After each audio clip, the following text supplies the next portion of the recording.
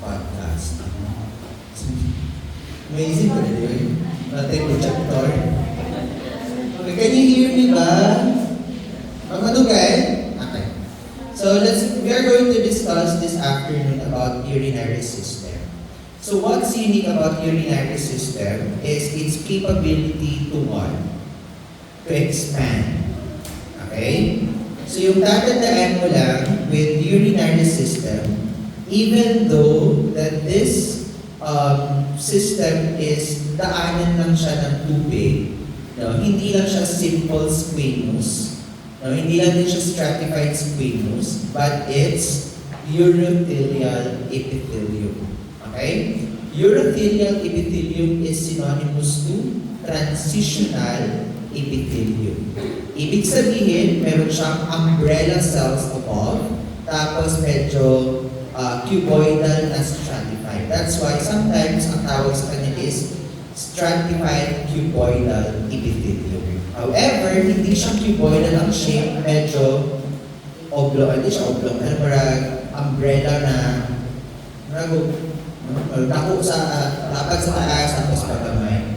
May parang corn kernel. Okay? So, throwback muna tayo with the kidneys. No? The kidneys, what is the functional unit of a kidney? That is the nephron. Okay? So, your nephron, that one is responsible for filtration. Sabi ko nga kahapon, if may filtration, ano dapat na epithelium ang gagamitin mo? Simple filtration. Simple review. Kapag covering, that's simple, that's stratified squamous. Kapag diffusion, simple squamous. Okay? Always think of the alveoli. Di ba? Nipis ang alveoli. Kapag filtration, kailangan mo ulit na manipis. So, kailangan mo na simple squamous. Okay? Di ba ang squamous kay nipis na mula na o? So, kailangan mo sa nipis na muna kay para makaagi ang oxygen and fluids. Basta, diffusion and filtration, ano ulit? Simple squamous. Kapag secretion ang pinag-uusapan or pagiging gland ng isang gland, ano siya? Simple cuboidal. Kapag absorption naman, ano ulit? Simple columnar. Anong meron sa small intestine? Villi. Okay? Villi is used for absorption. Okay? Yung dito naman sa urinary tract or sa urinary system, dalawa ang tatandaan nyo na tatlo ang tatandaan nyo na epithelium. First is yung sa filtration, which is na ulit, simple squamous. Tapos yung dadaanan ng tubo, okay, ang dadaanan ng urine galing sa nephron pababa, that's simple cuboidal. Okay? Then eventually, pupunta siya doon sa ureter, magiging ano na yan siya? Transitional epithelium. Hanggang maihip mo siya. Okay? So, mawala ng tuloy yung tandaan. Filtration, agyanan sa filtration, and eventually, dito na sa dagtungang urinary tract. Okay?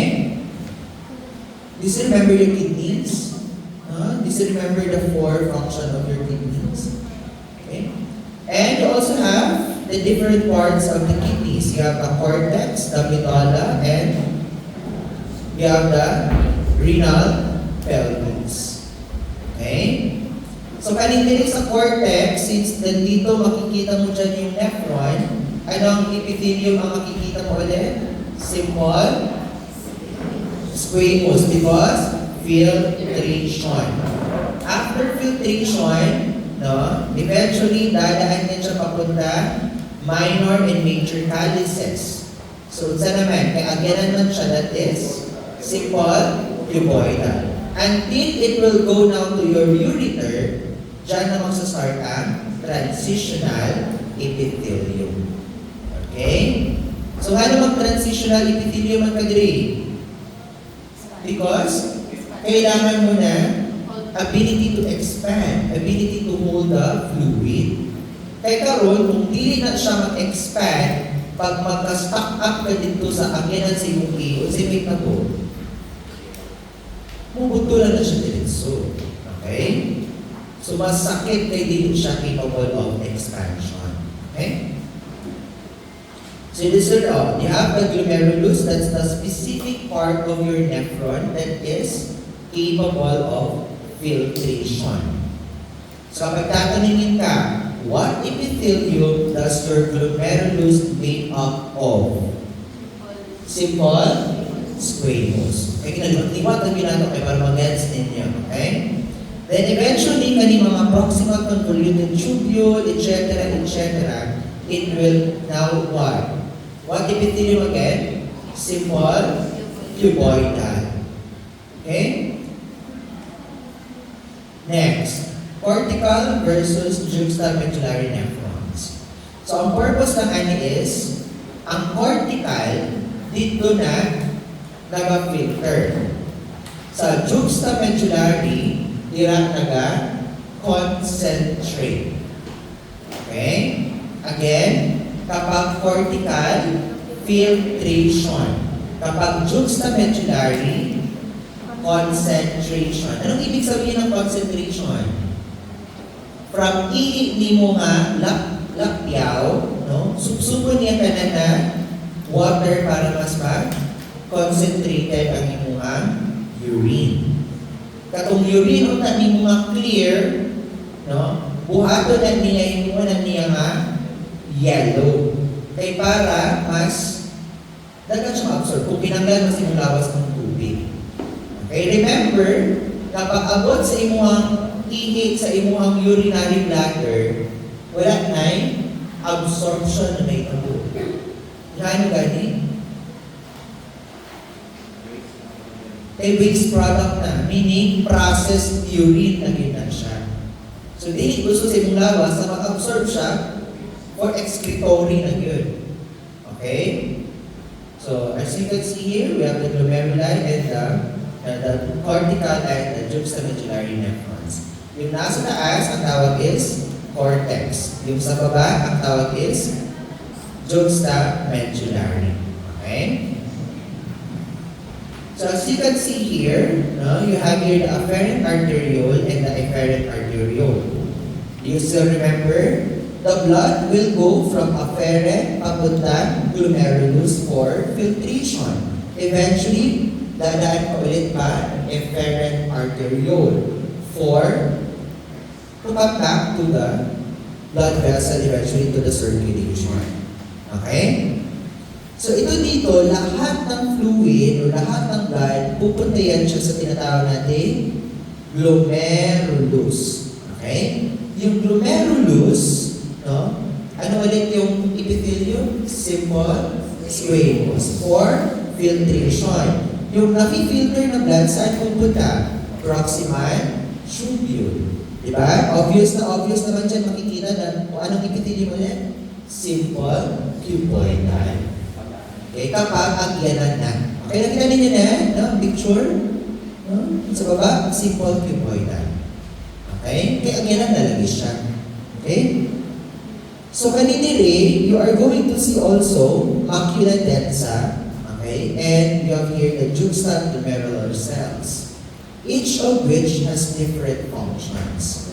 Ang isa, magde-detect kung kailangan i-absorb ang fluid. Ang isa, magde-detect ng amount of blood na pumapasok. Okay? So, you just have to study. Okay? Dito. So, as you can see here, this is an example of a what? Renal corpuscle. No? But this one, medyo hindi siya ganun kaklaro. Sige lang. And then the next. Okay, so ba yun? Ayan. So as you can see here, you have a tough. Meron siya mga tough. Okay, kanya mga medyo dark areas, That is the glomerulus. Okay? Na-appreciate din na, anong murag. Kanyang murag na bilog-bilog na kumpul-kumpul. Tapos kanyang mga murag linya-linya, no, this one is your tubules. Okay? So, medyo complicated siya tanawan because it's the same color, okay? Pero you are going to appreciate the differences in epithelium. Ito siya, no? You have here a simple squamous, cover sa imong capsule. You have here also the tubules na simple cuboidal. Okay? So actually, if you are going to, when you study histology, you need to integrate physiology. Okay? Kasi yung nasa libro is not simply histology. Okay? So if basahon mo gani mo ang Junqueira, partly that's histology and physiology. O na naman yung mga explanation about the function of the kidneys, etc., etc. So, kailangan mo din siya ma-understand. Okay? Kaya kung mag-talk lang ta about histology, what's that? Ano to? Kung first introduction ako, ano to siya? Okay na? Simple squamous, cuboidal, etc., etc. Okay? So, kung kanina ingon ako sa inyo ha, kung sa first year sa human anatomy, sa second year, ang histology ang next na anatomy. Okay? Tapos pag third year ninyo, balik na po din siya, especially in the urinary system, in AUPF. Okay? So, every year, the same topic. Lahi-lahi lang ang focus. Okay? Sa anatomy, anatomy. Sa histology, histology lang. AUPF, overall function. So, kung na-master na niyo ang urinary system, easy na lang ako sa AUPF. Okay? So, muna nga diin ninyong alimtan, dapat inyong learnings. Kaya nga topic, makita na muna ka ng glomerulus. Kita na po mga ang pagkabot sa AUPF. Isa ko na siya kalibro nga, nephron na yung studyhan. Okay? No? So, diba? Ano diba kung first year ninyo? Ang immune system, isang subject kahit pag third year, that's immunoserology. Ang kidneys, isa po na siya, AUPF. Ang blood, hematology. So, different lang na mga systems, nag-isa pa subject sa ato. Okay? So, yung proximal tubule, what is the function of your proximal tubule? Since we know already that this is made up of simple cuboidal. It absorbs all of the fluid components. Diba? Sabi ko sa inyo before, if tatanungin ka saan ina-absorb yung ganitong nutrient or ganitong molecule, ang isasagot mo dapat kung mag-guess ka lang man is proximal convoluted tubule. Because 90% of the absorption is coming from the proximal convoluted tubule. Okay? Then, yung the rest, no, yung loop of Henle, no, tapos yung distal convoluted tubule, no, eventually, no, lain-lain na sila o pina-absorb. Okay? So, i-review na po ito ninyo ha. Mubalik na po ito siya sa exam. Okay? Sige. So, as you observe, the examination in the laboratory are not that complex na as compared to prelims. Okay, kasi yung tinatanong, what tissue is this? What are the functions? Ganun na lang, okay? Binabaan ko na yung level of difficulty. So, that's why others excel. Ganun. Okay? Maka-issue maker niya naman. The others excel, okay? But, again, no, you need to adapt. No? Kasi kung mahihirapan kayo mag-adapt, you're already on pre-finals, you're going to have difficulty with histology. Kasi ngayon, ang inaaral natin is normal tissue. Yung abnormal level nito, yung abnormal na version nito, is another subject in third year. Histopathology. Okay? So lahat is connected. Okay? So ayaw mo ka-stress, kay normal, paningin sa dihay. Abot sa third year, first sem, histo, pathology. Board exam subject. Okay? Sige. So, ang tatandaan nyo din, no, is you have the thin and the thick lip of, the loop of Henle. Okay? Henle. Okay? So, handle. That's not handle, that's Henle. Okay? Emphasis on letter N. Okay? Henle. Okay? You have the thin and thick. So, lahi ang nag-absorb sa water, lahi ang nag-absorb sa salt. Okay? So, dapat mas talihan din yan. Okay? Yeah. No? We have here the ascending and ascending. Okay? Lista kami yung tujubo. So, yan. Okay? Can you appreciate this one? Ito siya. This is the glomerulus. Okay? This is the glomerulus and this is the Bowman's capsule. Ma-appreciate ninyo malaki ang shape ani kaysa ani. Ma-appreciate ba? This one is flat. This one is cuboidal. Okay? So, ang fluid, subsupro na siya tanan sa imuha, Bowman's capsule. Since this is simple squamous, muadto na siya karon din sa imuha tube, or the PCT. Okay? So, dili ni siya yung ani na, dili ni siya muadto din sa naka-slide mo na siya. Okay? Ayan. Basta ang point na gusto na akong nakitabo is kailan mo sa glomerulus. Okay? Ano?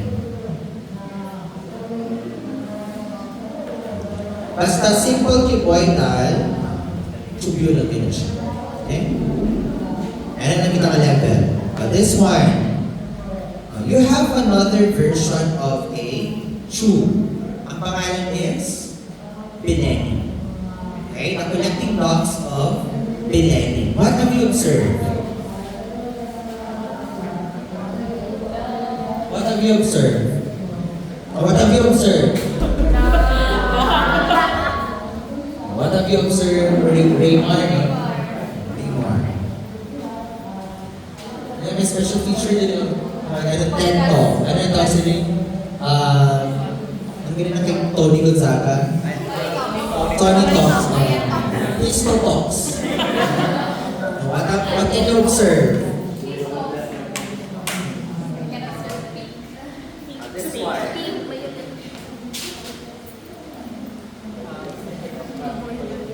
Columnar. Okay. Diba? At least makatuwa siya. Visit that. So sabi kanina, Doc, sabi mo kanina na yung dadaanan na ihi is cuboidal and eventually transitional. But Doc, it looks like a columnar. Yung Beneni. Why? Because this one is already a transition from a simple cuboidal to the transitional. But this one is already considered as transitional. Okay? So makita ninyo, murag gaduwa-duwa kang putod sa tanawon na taas. Because it's not columnar, it's not cuboidal, it's in between. That's transitional. Okay? May mga picture-picture na rin.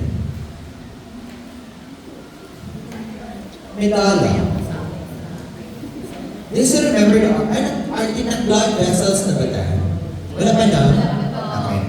So, dili pa nila yung appreciate ng blood vessel. Okay?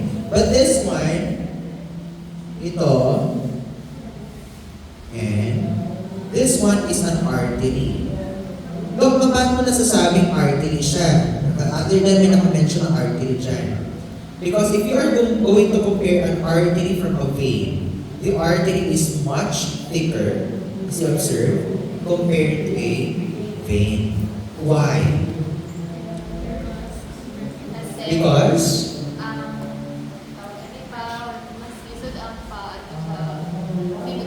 mas kusog ang pressure. Okay, so kailangan mas makawithstand siya o force. That's why mas baba ang inyong artery. Okay? So sige lang, maabot ko na ng blood vessels po.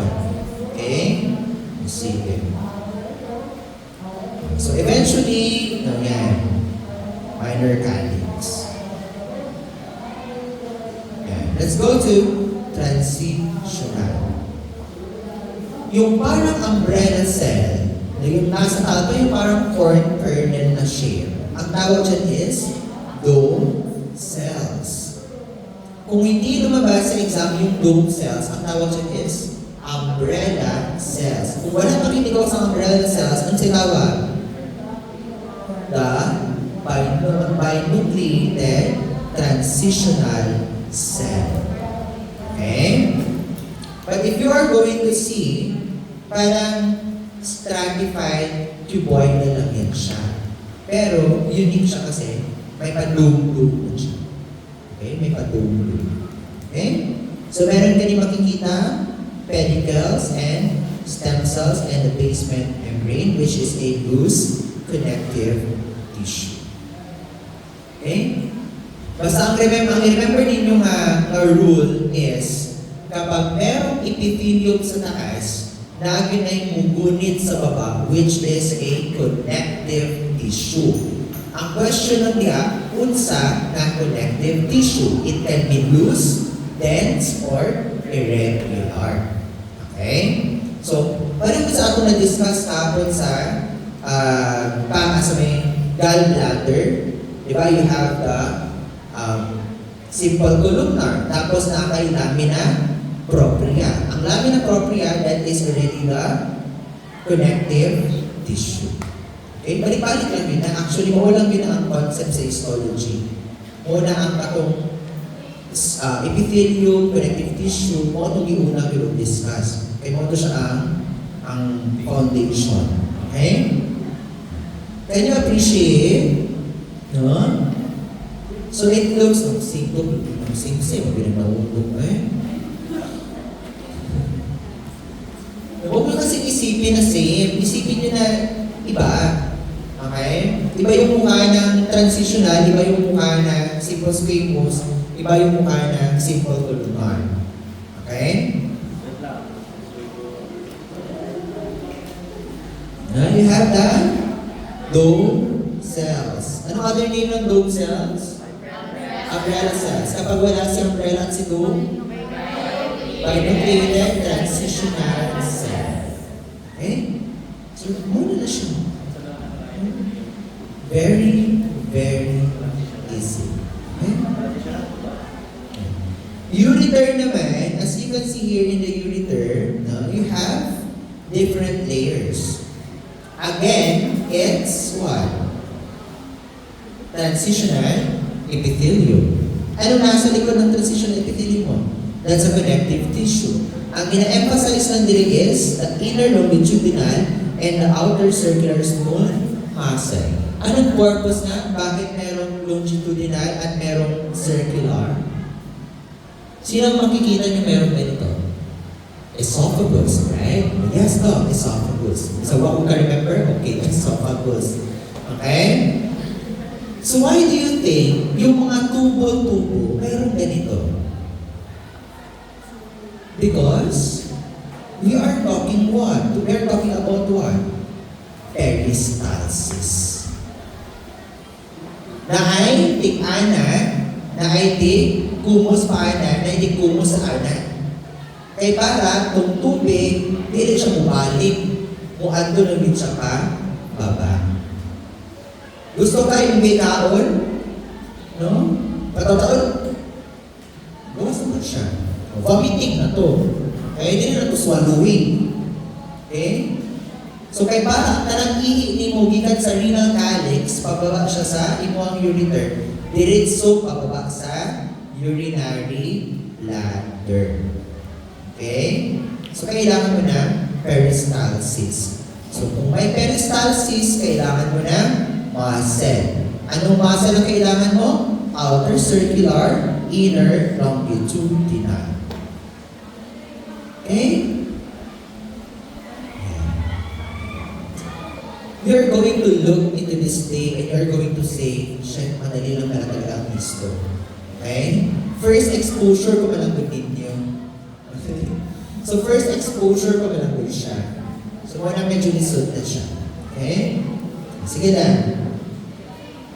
Oh. Kung di mo gusto atong ganihan na drawing, this one is the actual picture. So as you can see here, you have the urothelium or the transitional epithelium. You have here the connective tissue. You have here the muscles. Okay? You have here the muscles. Okay? So kung mag-drawing galing mo, i-analyze po ninyo. Okay? Hindi nga ka lang, pink, pink, pink. Linya, linya, linya.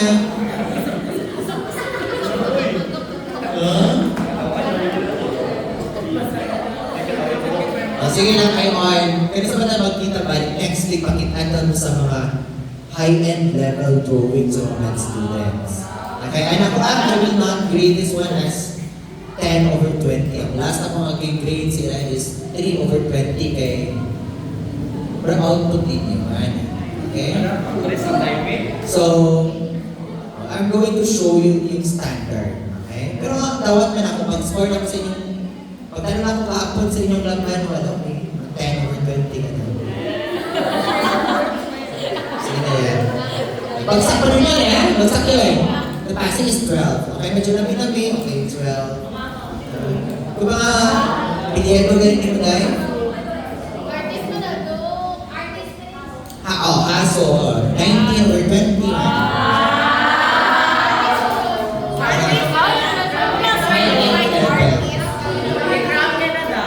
Pero pagkanaw na ako sa upay.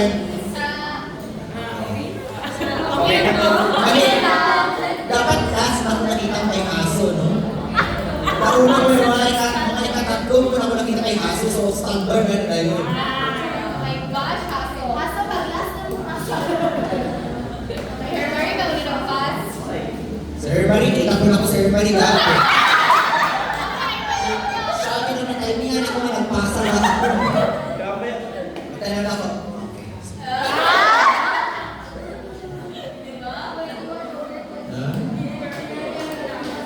So, ginawa yung lab manual para hindi kayo mahirapan. But for you to study the laboratory exams there.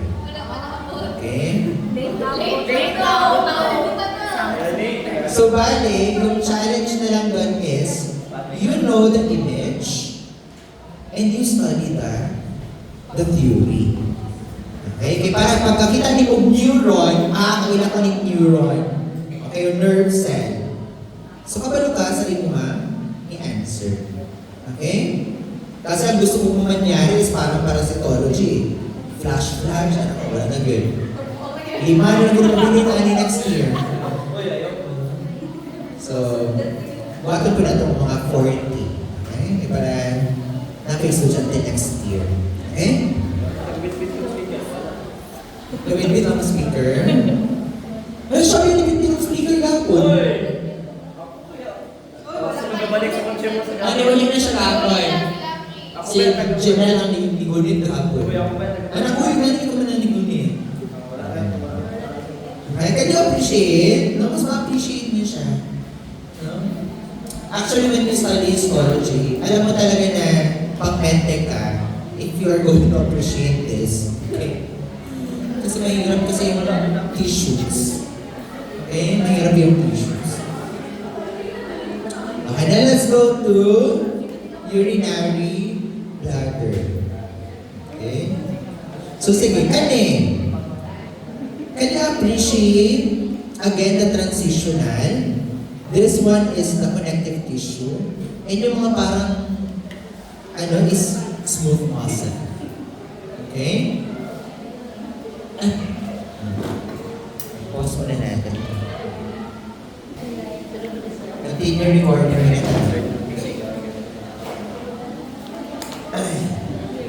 Let's continue. Saan na tayo? If you're going to look into the slides kasi, na mas ma-appreciate mo siya type. Eventually, okay, you're going to appreciate the mukha. Does this look like a muscle to you? Yeah. Okay. Now, ito siya, basta kailangan mo rin i-grasp ang concept na lahi ang naong sa muscle. Compared sa pinakaunang-unang ang muscle. Okay? Ang naong sa muscle sa slide is mauni. Okay? Dili kung muscle na ginunang-unang yung mga muscle. Okay? Ang nawong sa connective tissue, ani yun na. Okay? Na parang bungkag yun siya, naihanan yun siya. Tapos ang nawong sa epithelium, patong-patong lang din na siya. Okay? Oh, this is hematoxylation, HNEN, kasi pin. Okay? So again, you just have to adapt. Okay? You just have to adapt. And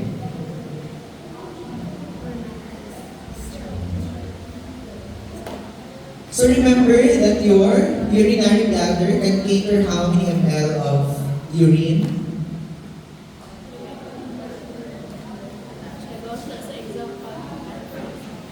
Yan, lumabas yan. Ilan ang nakalagay dyan? Nandiyan yan sa libro niyo ata. The urinary bladder.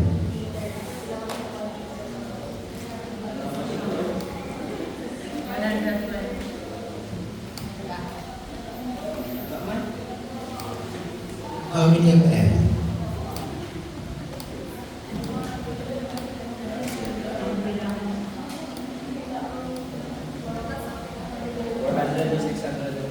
$400 to $600 ml. Tunga-tunga na lang, 500 ml. Okay? So, pila na siya kabaso? Actually, duwa lang. No? Kay duwa, 200, 400 na yan. No? So, pag inom di mo, wala na, ihilang ka. Okay? Pero, since hindi naman lahat yan pupunta sa urinary bladder, so kung iinom ka ng, let's say, 400 ml of water, and if you really need water, wala namang pupunta sa urinary bladder because everything will be absorbed in the glomerulus and the collecting tubule. Okay? Sige. So, your urinary bladder is capable of expanding. Okay? So, kung gamay, normal shape. If tago na kaayo, extend yan siya. Okay? So, napaka-importante na dapat alam mo. Okay? I think that is the last slide. Okay? Yung dadaanan ng ihi papuntang prostatic from the urinary bladder to the urethra, you have two parts. You have the prostatic urethra for the males, and eventually yung, remember yung term, you have the urethra after. Okay? The penile urethra. Okay? So yung penile urethra, dili na to siya transitional epithelium. Kung saan naman to? Kung saan na itong urethra? So dito mo part, since pagawasay na siya sa iyong lawas, it will now change from the transitional to stratified squamous. Why? Because there is already force to mag-ihip ka, right? There is pressure. Simple cuboidal, hindi ka withstand sa pressure. Imagine mo mag-ihip ka, okay? So, kailangan medyo makapal. So, kailangan mo na stratified squamous epithelium. Okay? Sige. Going back pala in your gastrointestinal tract. Hindi na ako mamatanaw na kung kinsa niya almoranas rin. If you have hemorrhoids, there are two types of hemorrhoids. Okay? You have the internal and the external hemorrhoids. The most painful one is what? The internal or the external? It's the external. Why?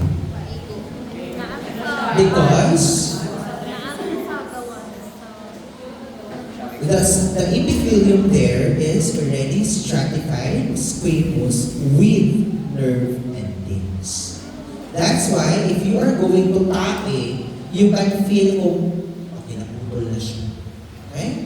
Because there is a nerve in your anus. Kung malibang ka, putol. Other than the movement of your sphincter, no, you can feel. Okay? You can, di ba yan? You can feel.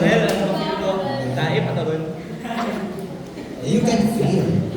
Okay? So, napaka-important. That's why, mas masakit siya, pero at mas madugo. Okay? Kasi nasa labas siya. Okay? Can you stop the recording?